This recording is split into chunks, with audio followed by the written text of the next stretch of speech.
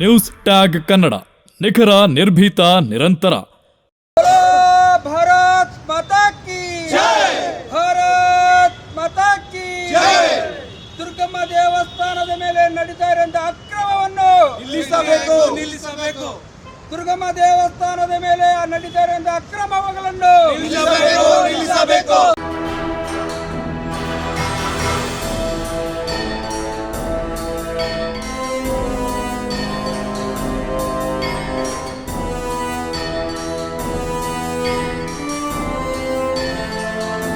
ಇವತ್ತು ಮೆಮರಣ ಕೊಡ್ತಾ ಇರೋದು ಕಳೆದ ವರ್ಷಗಳಿಂದ ದುರ್ಗಮ್ಮ ದೇವಸ್ಥಾನದ ಹಗರಣ ಎಲ್ಲ ಬಳ್ಳಾರಿ ಜಿಲ್ಲೆಯವರೆಗೆ ಗೊತ್ತಿದೆ.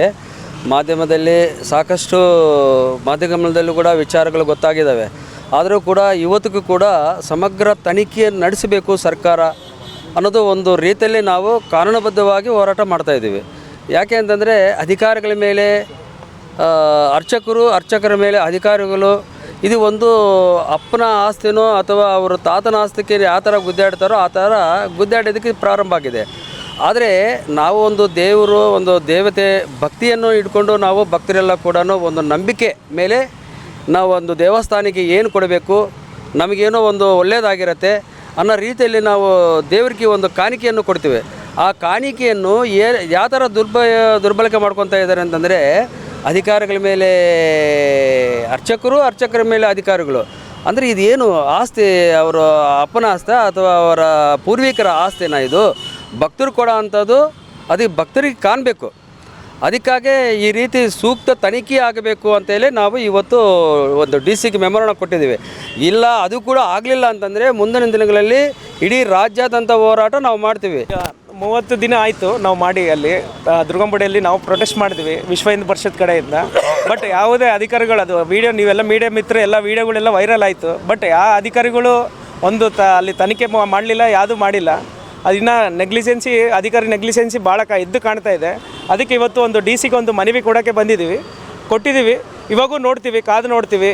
ಯಾವುದಿಲ್ಲ ಅಂದರೆ ಉಗ್ರ ಹೋರಾಟಕ್ಕೂ ನಾವು ಸಿದ್ಧ ಇದ್ದೀವಿ. ಅಲ್ಲಿ ದುರ್ಗಂಗುಡಿ ಎಂಟೈರ್ ಅರ್ಚಕರ ಮೇಲೆ ಇವ್ರ ಮೇಲೆ ಇವರಿದೆ. ಅರ್ಚಕರು ಅಂತಲ್ಲ ಮತ್ತು ಇದು ಅಧಿಕಾರಿಗಳು ಅಂತಲ್ಲ, ಟೋಟಲ್ ಹೊಸ ಬಾಡಿ ಬರಬೇಕು. ಟೋಟಲ್ ಬಾಡಿನೇ ಚೇಂಜ್ ರಸೀದಿ ಕೌಂಟ್ರಲ್ಲಿ ಕ್ಯಾಮ್ರಾಗಳು ಫಿಕ್ಸ್ ಮಾಡಿಸಿಲ್ಲ. ಪ್ರತಿಯೊಂದು ದೇವಸ್ಥಾನದಲ್ಲಿ ಒಂದು 20 ಮೇಲೆ ಕ್ಯಾಮ್ರಾ ಇಟ್ಟಿದ್ದಾರೆ. ಆದರೆ ರಸೀದಿ ಕೌಂಟ್ರಲ್ಲಿ ಇಟ್ಟಿಲ್ಲದ್ದು ಇನ್ನೊಂದು ಕರ್ನಾಟಕ ಸರ್ಕಾರದ್ದು ಚಿಹ್ನೆ ಇಲ್ಲ, ರಸೀದಿ ಸಂಖ್ಯೆ ಇಲ್ಲ, ಯಾವುದೂ ಇಲ್ಲ. ಡೈರೆಕ್ಟಾಗಿ ಅವರು ಲೋಕಲ್ಲು ರಿಸಿಪ್ಟ್ಸ್ ಮಾಡಿಸ್ಕೊಂಡು ಹಣ ಪಡೀತಾ ಇದ್ದಾರೆ. ಭಕ್ತರು ಹಣ ದುರುಪಯೋಗವಾಗಬಾರದು ಎಂದು ನಮ್ಮದು ಕೋರಿಕೆ. ಅದು ಬಿಟ್ಟರೆ ಬೇರೆ ಇನ್ನೊಂದು ಇಲ್ಲ ನಮಗೆ.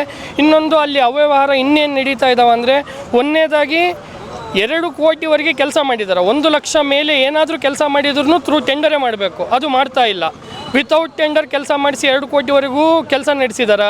ಅದಾದಮೇಲೆ ಸೆಕ್ಯೂರಿಟಿ ಗಾರ್ಡ್ಸ್ನ ಒಂದು 20 ಜನ ಇಟ್ಟಿದ್ದಾರೆ, ಅದಕ್ಕೂ ಟೆಂಡರ್ ಕಾಲ್ಫರ್ ಆಗಿಲ್ಲ. ಲೇಬರ್ಸ್ನೂ ಸಿಕ್ಕಾಪಟ್ಟೆ ಜನ ಇದ್ದಾರೆ, ಅದನ್ನೂ ಟೆಂಡರ್ ಆಗಿಲ್ಲ. ಯಾವುದು ಟೆಂಡರ್ ನಡೀತಾ ಇಲ್ಲ. ಇನ್ನೊಂದು, ಇವರು 2012ರಿಂದ 23ವರೆಗೂ ಒಂದೇ ಜಾಗದಲ್ಲಿ 13 ವರ್ಷದಿಂದ ಒಬ್ಬ ಅಧಿಕಾರಿ ಕೆಲಸ ನಡೆಯುತ್ತಿರುವುದೂ ನಮಗೆ ಆಶ್ಚರ್ಯಕರವಾದ ಸಂಗತಿ. ಮತ್ತು ಅದು ಬಿಟ್ಟರೆಗಿನ ಇದು ಒಂದು ವೇಸ್ಟ್ ಮ್ಯಾನೇಜ್ಮೆಂಟದು ಅದು 45 ಲಕ್ಷ ಕೊಟ್ಟು ಇನ್ವೆಸ್ಟ್ ಮಾಡಿದ್ದಾರೆ. ಅದು 1 ವರ್ಷದ ಕೆಳಗೆ ಆಲ್ರೆಡಿ ಕಂಪ್ಲೀಟ್ ಆಗಿದೆ ವರ್ಕು. ಇವತ್ತಿನವರೆಗೂ ಅದನ್ನು ಯೂಸ್ ಮಾಡ್ತಾ ಇಲ್ಲ. ಮತ್ತು 2018-19ರಲ್ಲಿ ಲೆಕ್ಕ ಶೀರ್ಷಿಕೆ ಪತ್ರ ಗೌರ್ನಮೆಂಟ್ ಕರ್ನಾಟಕ ಸರ್ಕಾರದಿಂದ ನಮ್ಮ ಕೈಗೆ ಕೊಟ್ಟಿದ್ದಾರೆ. ನಡೆದಿದೆ, ಇವರೆಲ್ಲ ಸರಿಯಾಗಿ ರಿಸಿಪ್ಟ್ ಕೊಡ್ತಾ ಇಲ್ಲ, ದಾಖಲಾತಿಗಳು ಕೊಡ್ತಾ ಇಲ್ಲ ಅಂಥೇಳಿ ಗೌರ್ನಮೆಂಟ್ ಕಡೆಯಿಂದನೇ ಅವರಿಗೆ ನೋಟಿಸ್ ಹೋಗಿದೆ. ಆದರೂ 2018-19ರಲ್ಲಿ ಆ ಹಗರಣ ನಡೆದಿದ್ದು ಗೊತ್ತಾದ್ರೂ ಇವತ್ತಿನವರೆಗೂ ಅದೇ ನಡೀತಾ ಇದೆ. ಕ್ಲಿಯರ್ ಡಾಕ್ಯುಮೆಂಟ್ಸು ಅವರು ಕೊಡ್ತಾ ಇಲ್ಲ. ಹಂಗೆ ಕಂಟಿನ್ಯೂ ಹಗರಣ ಆಗೋದನ್ನು ನಿಲ್ಲಿಸ್ಬೇಕಂತೇಳಿ ನಾವೀಗ ಡಿಸಿಗೆ ಒಂದು ಮನವಿ ಪತ್ರ ಕೊಟ್ಟಿದ್ದೀವಿ. ಇದು ಏನಾದರೂ ಸರಿಯಾದ ತನಿಖೆ ನಡೆಯದೇ ಇದ್ರಾಗಿನ ಉಗ್ರ ಹೋರಾಟ ಮಾಡ್ತೀವಿ ಅಂತೇಳಿ ವಿಶ್ವ ಹಿಂದೂ ಪರಿಷತ್ ಕಡೆಯಿಂದ ತಮಗೆ ಹೇಳಿ ಇಷ್ಟ. ಇನ್ನಿತರ ಸುದ್ದಿಗಳಿಗಾಗಿ ಕೂಡಲೇ ಸಬ್ಸ್ಕ್ರೈಬ್ ಮಾಡಿ ನ್ಯೂಸ್ ಟ್ಯಾಗ್ ಕನ್ನಡ.